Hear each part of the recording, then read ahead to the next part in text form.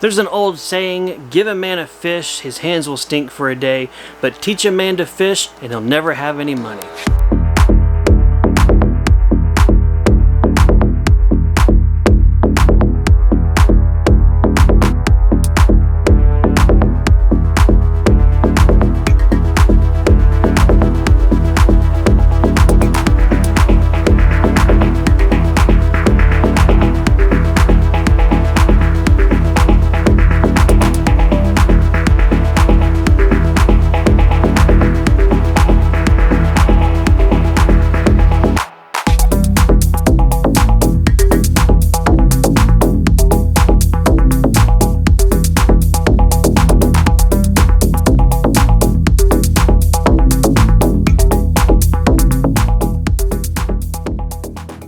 Hey everybody, my name is Sam. Welcome back to Samcraft. Yeah, that's probably not how the saying goes, and it probably doesn't really apply to this video, but hey, it was a catchy one-liner and you're still here for now. So let's get into the real meat and taters of this video so you don't go anywhere. Today's video is going to be featuring the xTool F1 with slide extension table, but it does have applications and educational bits for anyone whether you have this machine or not. In today's video, I'm going to bring you guys along for the ultimate template file that I have created for the xTool F1, but also show you guys how you can create for yourself custom templates or jigs such as this to improve your own production in your shop. At the heart of any laser business is your time efficiencies, things that you put in place to make your own personal time investment per project as little as you can have. That means you don't want to spend time running one job, stopping, loading, over and over and over if you have the option of loading one thing, several jobs, and letting them all run at once. So in today's video, I want to bring you along to show you these templates that I've made for the xTool F1. We have a pen and pencil template that will hold 30 writing utensils. We have a coaster template to hold 3 drink coasters, whether they are circular or square. We also have a business card template, a Gridboard template, a military dog tag template, but the biggest keystone of this video is when I show you guys how to create your very own custom template, in this case luggage tags, completely from just a blank file in xTool Creative Space, and show you the ins and outs, the good, the bad, and the process overall. One of the things that sets this video and this project apart from others that I have seen out there in the market, I am going to teach you how to manufacture your own template. I'm not going to give you an item and tell you to buy it. I'm not going to ship you a physical item, but I'm also going to show you the benefit of doing so. When you make your own template, I am, teaching you how to fish. You can make it yourself, you're self-sufficient, you don't rely on me to ship you something. But it also gives you so much more control over what you can make, how precise it is, and dials it into your specific machine settings and configurations. That is most important. If you buy a template from someone else that has been pre-made, you are hoping that their parameters were the same as yours, and more importantly, their alignments were the same as yours, and that simply just can't be the case all the time. The first file I want to show you guys is actually an updated version to a template and file that I have previously made and did a complete video on. So this is my pen and pencil template. Now with all of my files, they're structured very similarly. There are tabs at the bottom. So when you get to this screen and you only see text, before you kind of do a knee-jerk reaction and you write me an email saying the template's not there, it's missing, where's my stuff? Remember, look down at the bottom at those tabs and you will find directions and guidance on how to get through this file. The Start Here tab is basically the title, tells you YouTube channel or a specific video if there is one linked from my template, and then tells you over here to the right that as of creating this xTool Creative Space does not allow me to lock down layers. Be very careful if you click and drag or move anything around, and be sure to check your position of these templates before you make your items and also before you use your items. Alright, we're going to go ahead to the Make the Panels tab. Here is the template to make your own panels. On this file, the only thing you're going to do, that will actually your laser will do, is cut out a rectangle. The green lines on this file are the only ones set to output, and if I click on the layer down here to the bottom left, up here at the top, I can see the position is at 0, 0, right where we want it. And the dimensions are 399 millimeters wide by 114 millimeters tall. For this, all you have to do is load up a sheet of your material. I am a huge fan of 3mm Baltic birch plywood. I purchased mine through MakerStock. They're a US based company, and their materials honestly have been the best of all the ones I've tried and give me the most consistent results. So my process for cutting the panel is I put my material on the table, clamp it down, and I just click start on this one tab. It will only cut the green lines, so it's going to run the laser all the way along the bottom, all the way up on the right side, and cut your material out. It's a pretty basic, simple thing. It only takes about 3 minutes or so to run the cut job, and it works great. Once our panel is cut, we're going to go to the next tab, which is called Make the Template. Here you can see the pen and pencil template. Again, I've got the full video on this one, so I'm going to really give you Cliff Notes version. The red rectangles you see will be cut out of this board. Those end up creating the pockets that your pens or pencils nest into for engraving. On this tab, the number one thing to check is that all of your material, if I select it here, its position is at X0, Y0. The next thing to check is your red layer, the pen/pencil slots. Make sure your cut settings are applicable for your material and what you have tested to find out works for you. If you don't know your materials, if you're just starting out, sure, you can use the built-in default materials within xTool Creative Space, but honestly, the best thing you can do is run a cutting test, find your speeds, find your settings, and really get it set. The same thing goes with the engraving layers. If I click on it down here, it's going to select all of the objects.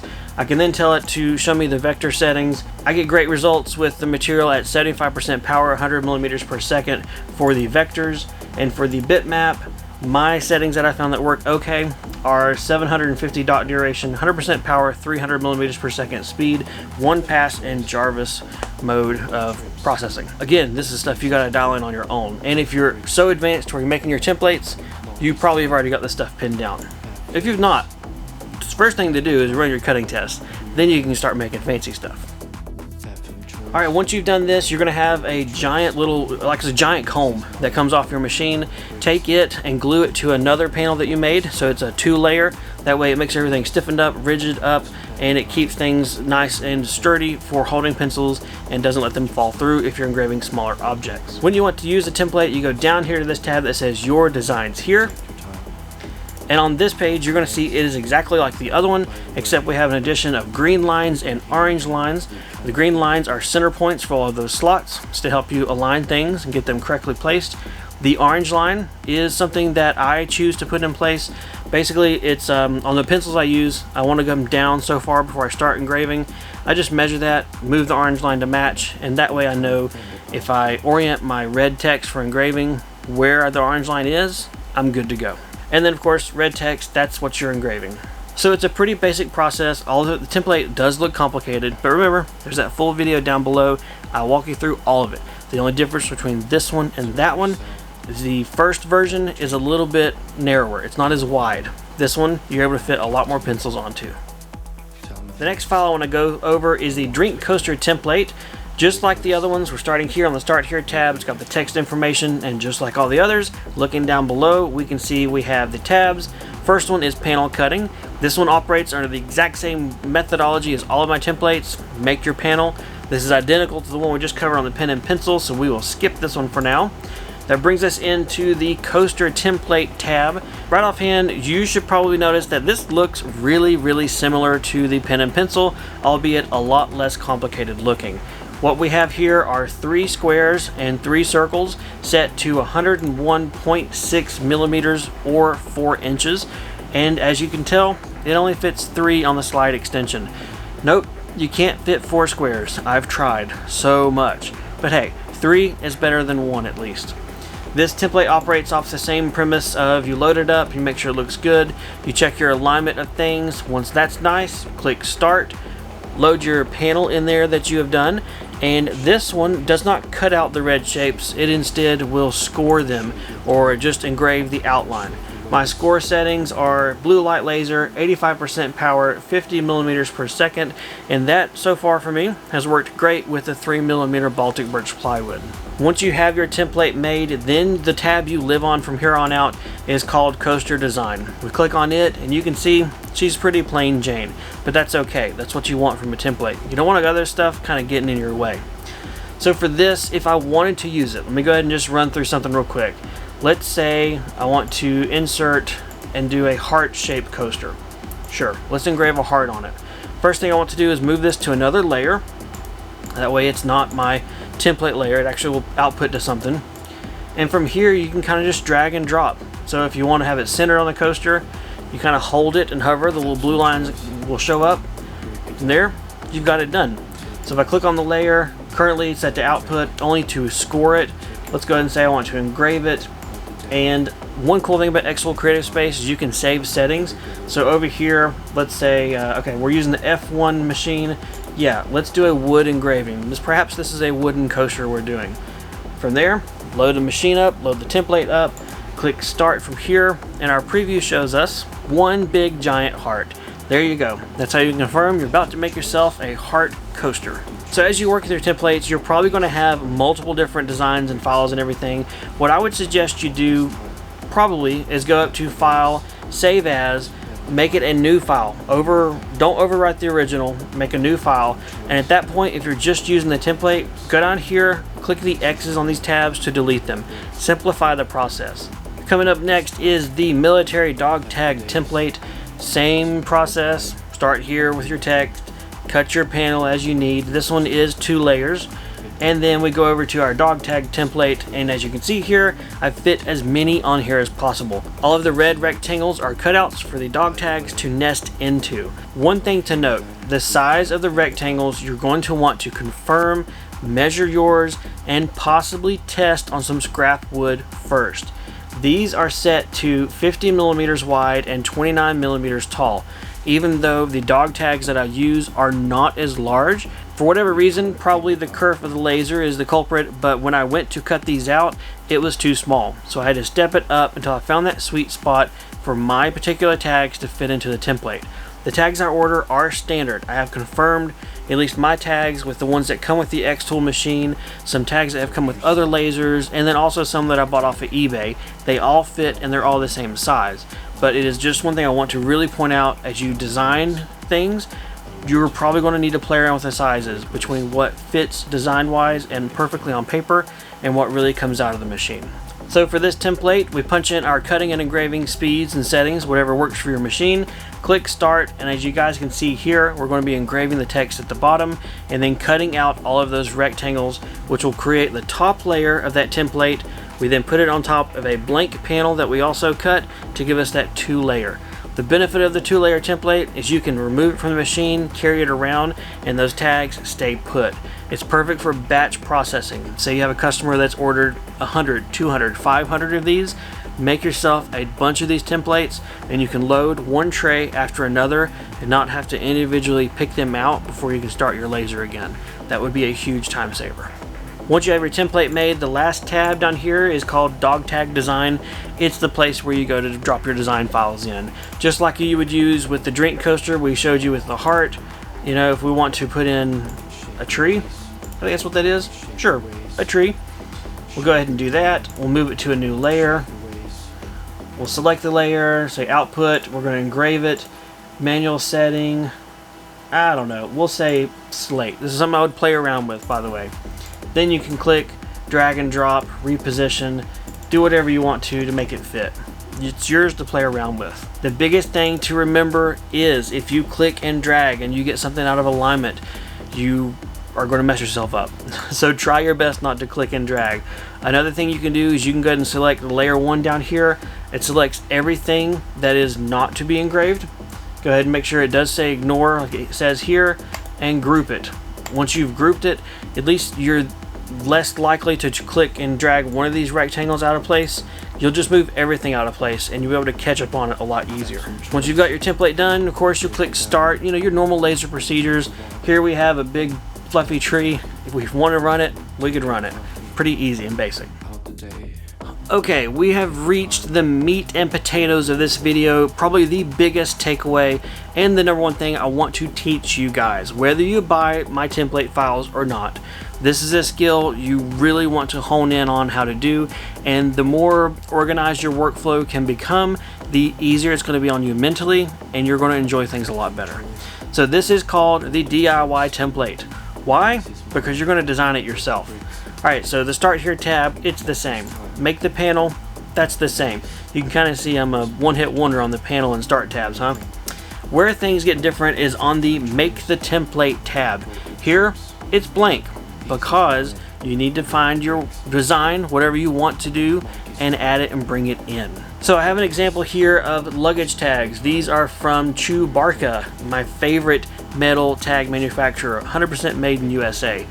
I have their small luggage tag, and I want to create a template. So when I go to engrave these, I can fit as many as I can on this and really maximize my time. The first place I will start is over on the company's website where there is an image with dimensions.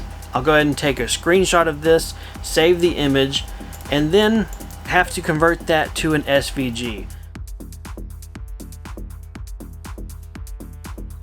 Alright, now that we have our SVG saved, I'm going to go to Image, and this is basically importing an image or SVG.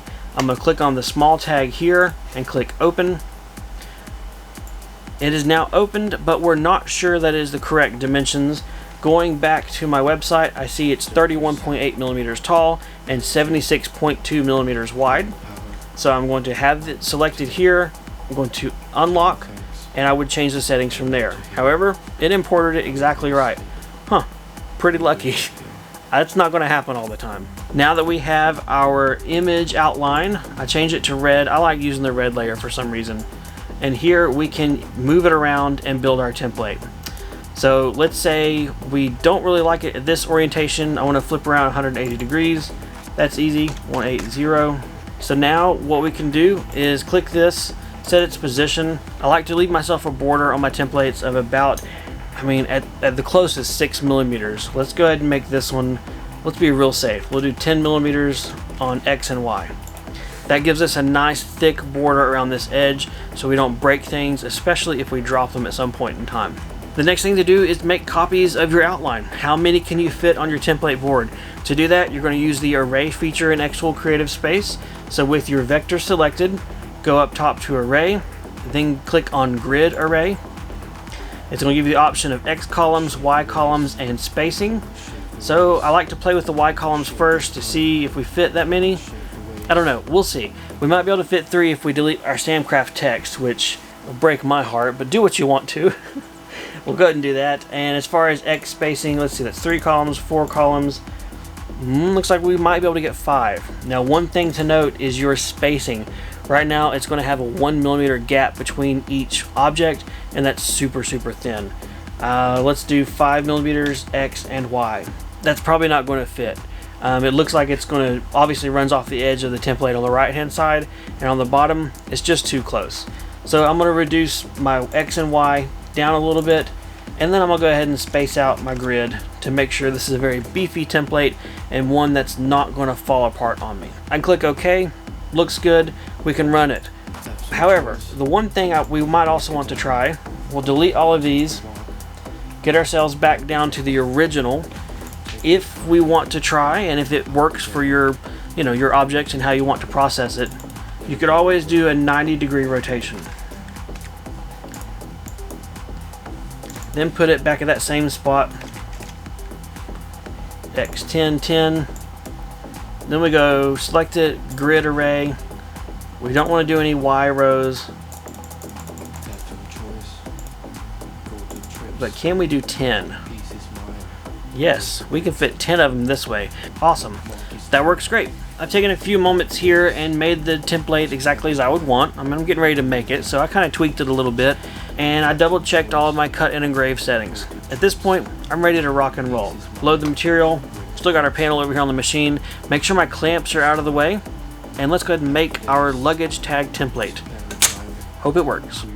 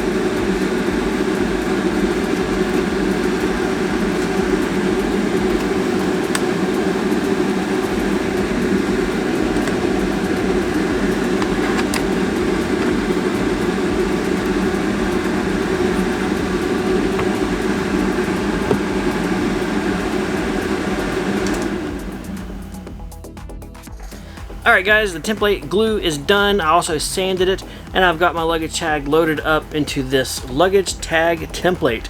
Looks pretty good. Now, if you're an astute viewer and you're sharp, eagle-eyed, or if you just listen to me tell the process, you will have noticed that I didn't follow my own rules. I did not do my vector import and score this once to check the dimensions. I just assumed that I was correct, and well, I was wrong. There is a little more slack than what I want vertically, as you're looking at them here, top to bottom, and you can hear it whenever I shake the jig. So that's a bummer. Left to right, very minimal. I mean, sounds probably very similar, but there is a lot less slop moving these tags left to right than there is going up and down. I think this is gonna be okay for my personal uses, but this is just further proof that, yep, make sure you do your score, make sure your dimensions are right before you go through the trouble or the work to make an entire template. With that being said, that at least covers and walks you guys through how to pretty much make any template you want. You got a shape, you can import it, use that array functionality, fill out the board, do your score test to make sure your dimensions are right, and then cut it and glue it together. You then have yourself a nice custom jig or template. What's the difference in this point? I don't know if there's a difference. Whatever.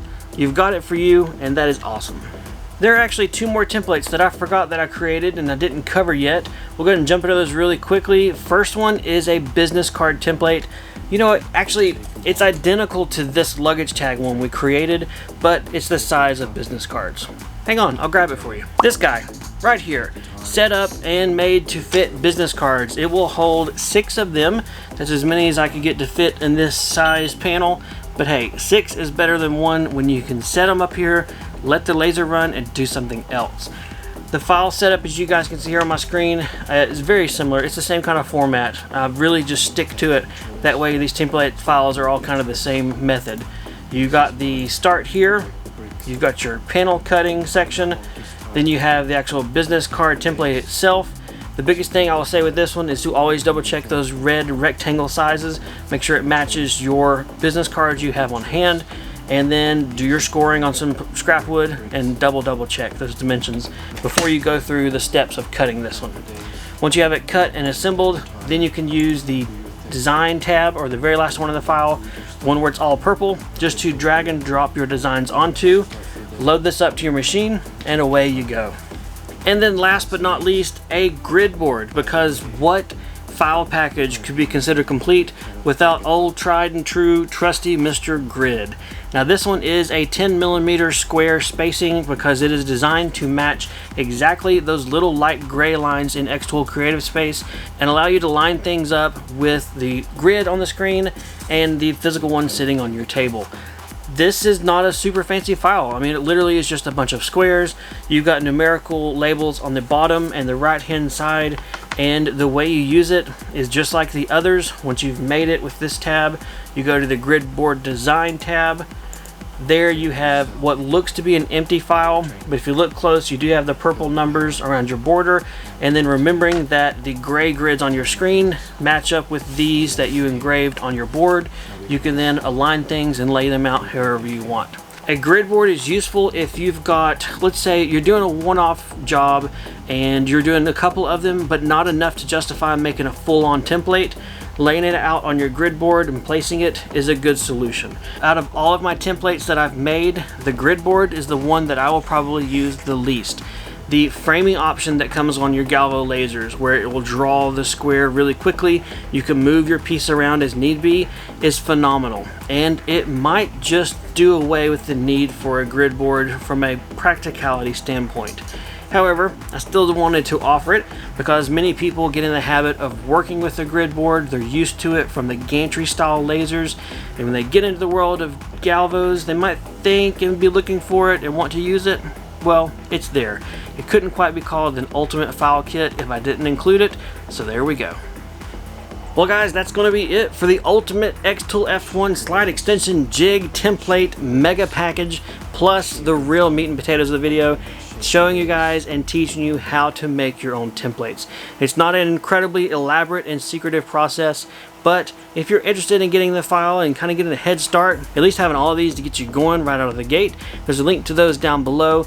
Otherwise, hopefully you enjoyed the video, had some fun, got some education, and I don't know, was it neat to see this stuff? Neat to see all the different things out there? Did you see something new? Did it jog your mind on things you could be engraving and selling? If so, I'd love to know down in the comments below. Otherwise, take care guys, and I'll see you guys next time in the workshop.